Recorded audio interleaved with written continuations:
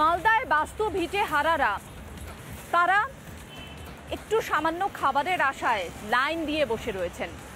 নতুন বছরের প্রথম দিনে যেখানে প্রত্যেকটা বাড়িতে নতুন বছরকে স্বাগত জানানো হয়, মিষ্টি মন্ডা মিঠাই খাওয়া হয়, নতুন জামা কাপড় পরা হয়, সেই সমস্ত বাস্তু ভিটে হারারা যারা মালদার স্কুলে আশ্রয় নিয়েছেন তারা একটা মাত্র শাড়ি পরে এক রাতে বাড়ি থেকে বেরিয়ে এসেছেন।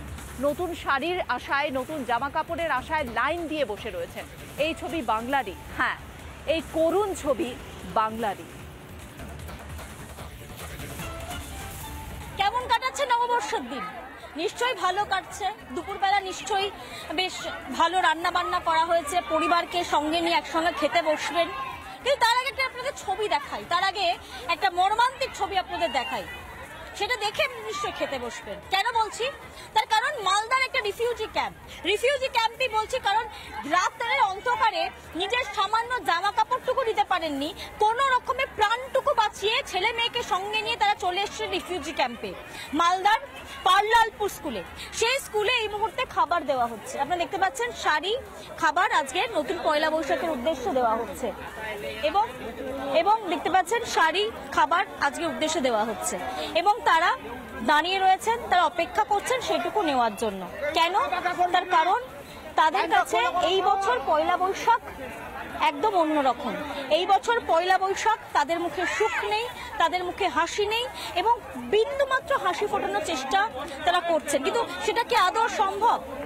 যে শাড়ি, যে কাপড় নিজেরা ইনকাম করে নিজেদের সামর্থ্য তারা কিনতে পারতেন, সেই কাপড়, সেই লাইন, সেই খাবার তাদের আজকের লাইন দিয়ে নিতে হচ্ছে।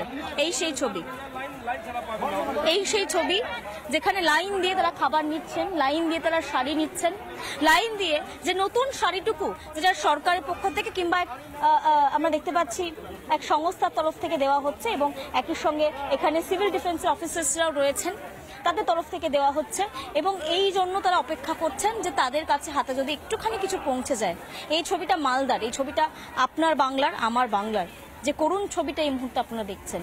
একটা রিফিউজি ক্যাম্প, যে রিফিউজি ক্যাম্প কখনো তৈরি হওয়ারই কথা ছিল না, সেই ক্যাম্পে পয়লা বৈশাখ পালন করছেন তারা এইভাবে, এই অবস্থায়। ক্যামেরা সোমনাথ পালের সঙ্গে পিঙ্কি অধিকারী, রিপাবলিক বাংলা, মালদা। মুর্শিদাবাদের যখন এই অবস্থা, তখন মুর্শিদাবাদের বর্তমান যে সাংসদ তার তো কোনো দেখা নেই। তিনি তো বাড়িতে বসে চা খাচ্ছেন, সেই ছবি তিনি সোশ্যাল মিডিয়ায় দিচ্ছেন। ইউসুফ পাঠানের কথা বলছি। আর যিনি প্রাক্তন সাংসদ অধীর রঞ্জন চৌধুরী, হয়তো মানুষ ভাবছেন যে অধীর বাবু এসে পাশে দাঁড়াবেন, অধীর বাবু দুটো কথা বলবেন তাদের পক্ষে, কিন্তু অধীর রঞ্জন চৌধুরীর ভূমিকা কি মুর্শিদাবাদের এই হামলার ঘটনার পর? তার কি বক্তব্য শুনলে অবাক হবেন। দায়সারা মন্তব্য করেছেন অধীর রঞ্জন চৌধুরী। সাংবাদিকরা প্রশ্ন করেছেন, দুটো লাইন বলতে হয় তাই বললেন। মানে ইন্ডি জোট বাঁচানোর দায় অধীর রঞ্জন চৌধুরী, যেখানে তৃণমূল কংগ্রেসের আজকে শাসন, আর সেই শাসনে এমন হামলা, তা নিয়ে অধীর রঞ্জন চৌধুরী খুব একটা বলতে রাজি নন। এমনই দায়সারা মন্তব্য শোনা গেল অধীরের মুখে। অধীর রঞ্জন চৌধুরীর বক্তব্য শোনাবো। আর তার পাশাপাশি বিজেপির রাজ্য সভাপতি সুকান্ত মজুমদার, যিনি গিয়েছিলেন মালদায় ভিটে হারাদের সঙ্গে কথা বলে এসেছেন, তার বক্তব্য শোনাবো। কোনো ঘটনা ঘটে যাওয়ার পর একজনের দোষ আরেকজনের ঘাড়ে চাপানোর মধ্যে কোনো বাহাদুরি নেই।